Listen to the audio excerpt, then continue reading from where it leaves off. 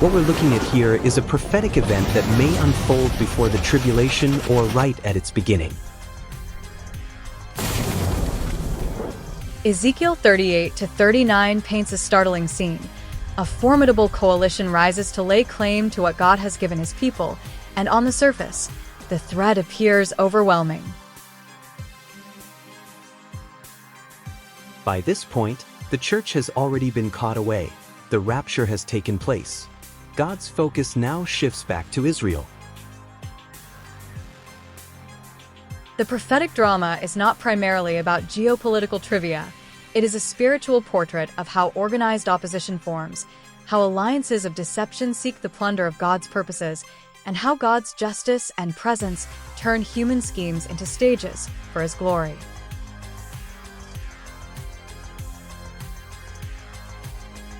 This teaching will trace the texture of the siege, the strategy, the arrogance, and the illusion of invincibility that fuels the attackers.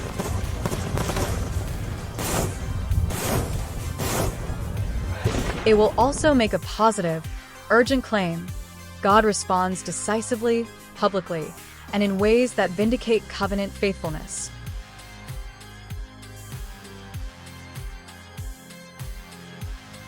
The point is not escapism, but empowerment.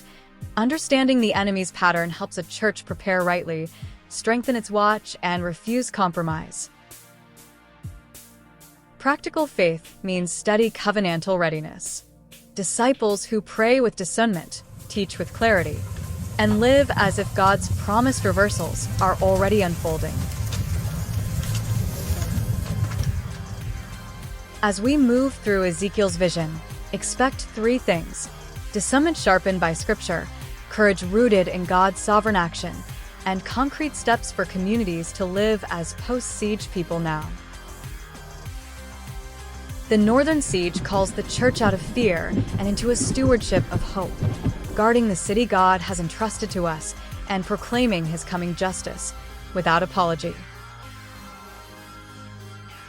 Scripture warns of a time like Ezekiel's Gog War, but the Bible does not give a calendar date we can pin to our news cycle. Many faithful teachers disagree about timing and sequence. Some read current events as possible signs. Others see Ezekiel's vision as primarily symbolic or fulfilled in stages. Expect conviction, not certainty. Pray for discernment, not predictions. Ask for wisdom to read Scripture faithfully and for peace in the congregation. Many Bible teachers place the Gog War, Ezekiel 38 to 39, before the final Armageddon conflict and treat it as an early, distinct end times invasion. Others place it later or interpret it symbolically. Timing is debated, not settled. This is the time the Bible calls Jacob's trouble, not the church's trouble.